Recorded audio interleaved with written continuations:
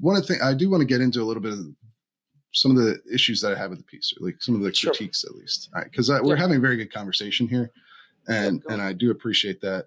And it is hard to condense all of this into a written piece, especially with the editing process. And I'm sure it was a much longer piece when you first submitted it, and that's just the nature of news publishing. But I don't know. And again, this is where I'm close to this story, so maybe people have a different perspective when they read it. But one of the issues that I had was with the cost benefit analysis that's presented in the piece. Seems almost like, to me, there was and it's not that you say any of this explicitly, so people should understand that, but to me there was it comes off a bit as like people who own these guns, and obviously Bob is the main example of this, are kind of paranoid white guys, and they don't have really good reason. Or like you explain some of the reasoning of wanting to protect yourself and your family and so forth, but you undercut a lot of that with arguments from different academic sources, and that was one of the issues that I have with it. Like there's, for instance, you talk about the study that claims you're more likely to kill yourself with a firearm than you are to kill someone in self-defense, which is probably true, but of course, one of the big caveats or criticisms of that is that it's very similar to, when I had the head of Gun Violence Archive on the show, and their defensive gun use stats rely on news reports.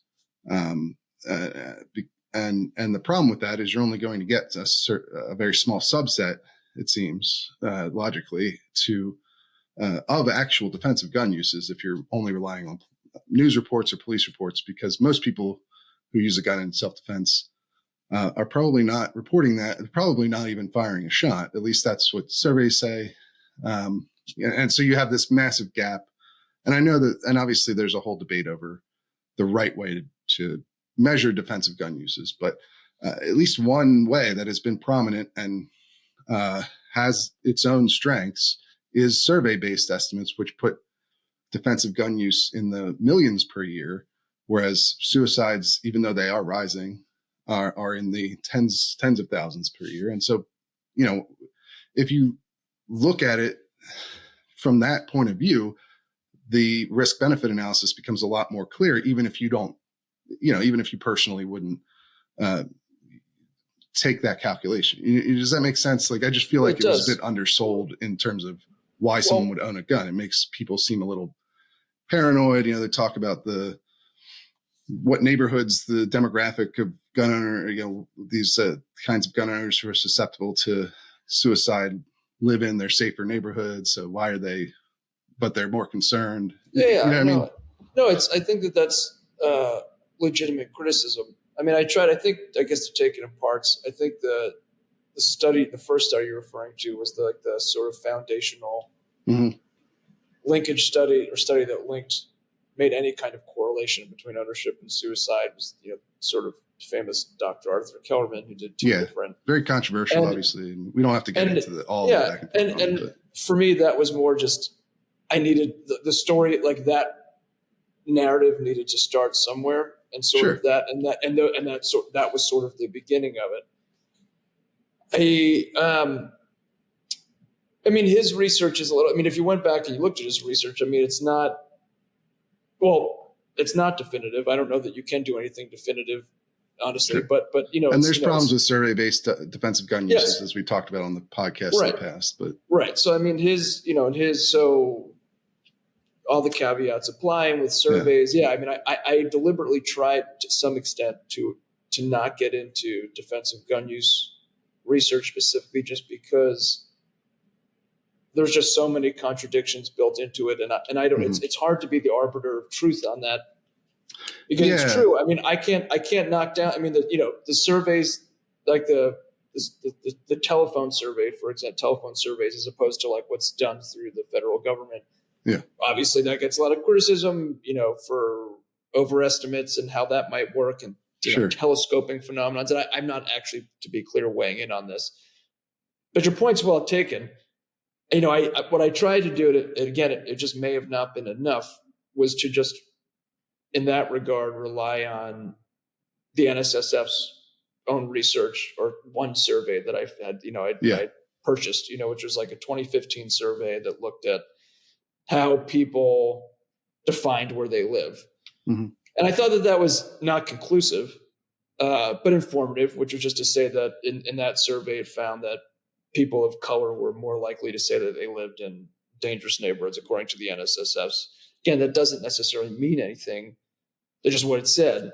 And then I thought, and obviously the demographic shift over the last decade or so is it totally affect that too, probably.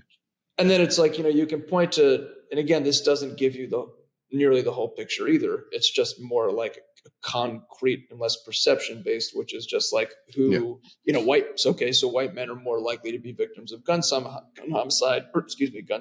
People of color are more likely to be victims of gun homicide. And that's, as the numbers, are as they are.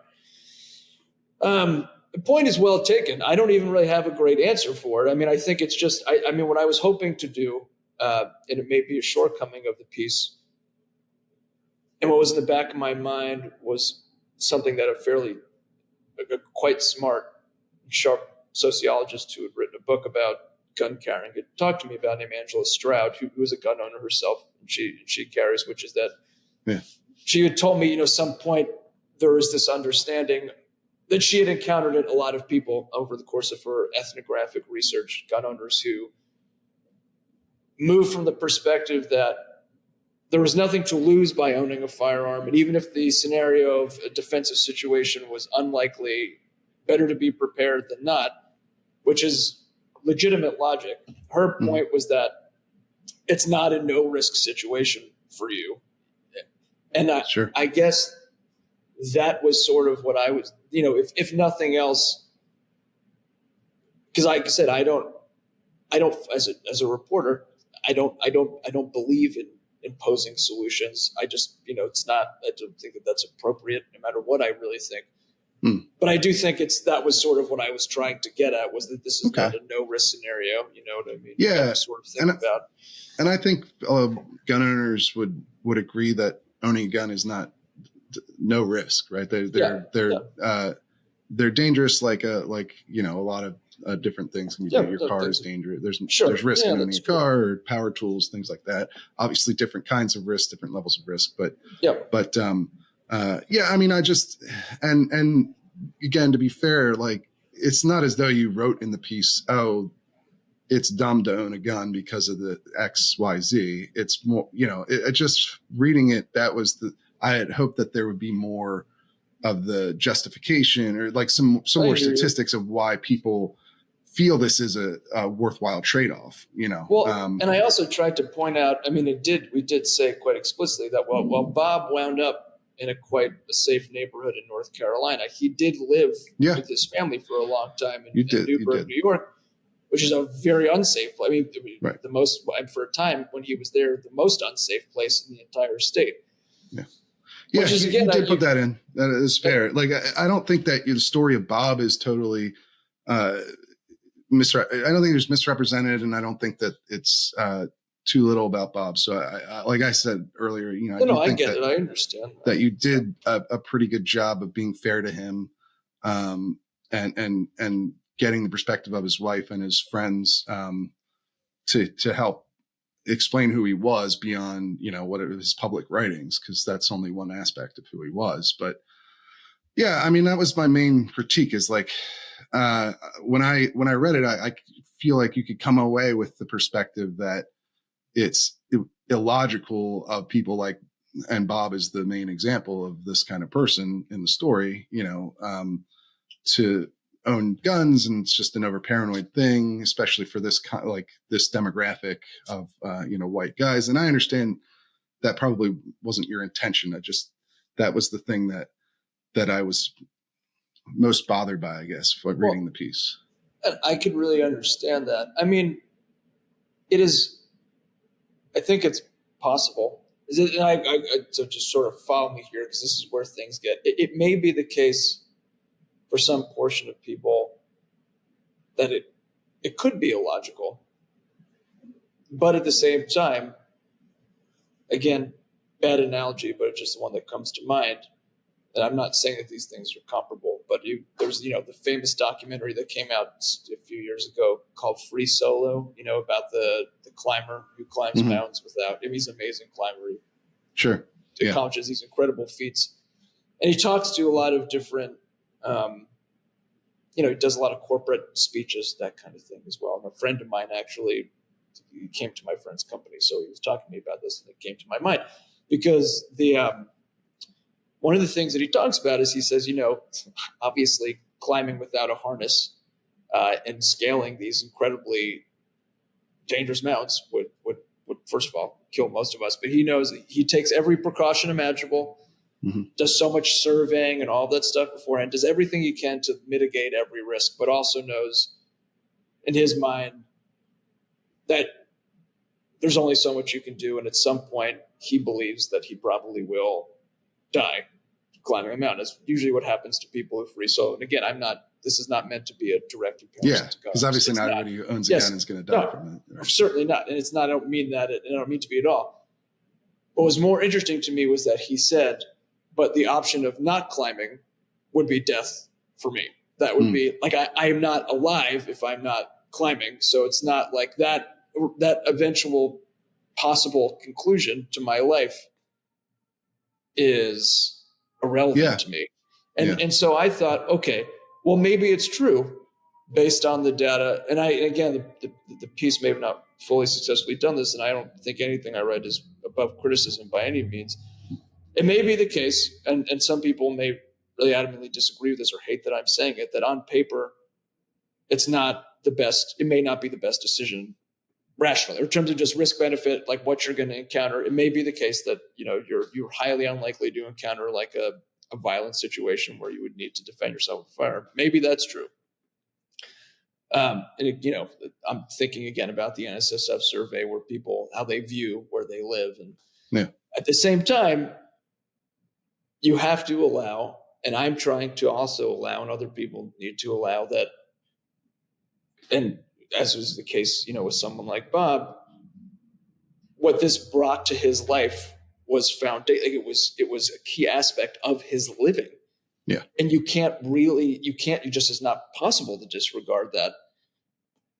And so similarly, it's like if Alex Hanold, the climber, is saying, you take climbing away from me because it's possible I may die from this, I'm dead already. And I'm not saying, again, this is by any means not a perfect comparison.